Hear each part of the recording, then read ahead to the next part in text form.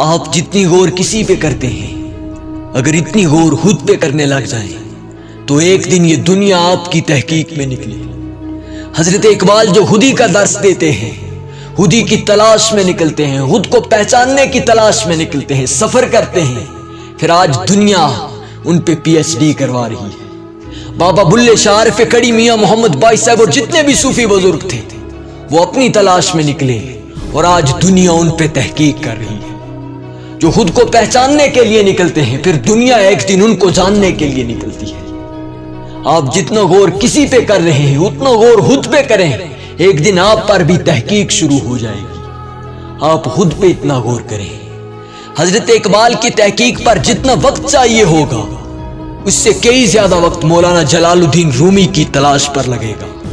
ان پر تحقیق کرتے ہوئے اس سے کئی زیادہ وقت چاہیے ہوگا، کیونکہ اقبال وہ قطرہ ہیں جو مولانا جلال الدین رومی جیسے سمندر سے نکلتے ہیں۔ اور یاد رکھنا کہ اتنے بڑے سمندر میں داخل ہونے کے لیے ایک قطرہ بن کر نہیں، ایک دریا بن کر جانا پڑتا ہے، کیونکہ ایک قطرے کو سمندر تک پہنچنے کے لیے دریا کی شکل اختیار کرنی پڑتی ہے، تبھی جا کر وہ سمندر کی نظر میں ایک قطرہ بنتا ہے۔ یاد رکھنا کہ سمندر تک صرف ایک قطرہ بن کر نہیں پہنچا جاتا، ایک دریا کی شکل اختیار کر کے سمندر تک پہنچا جاتا ہے۔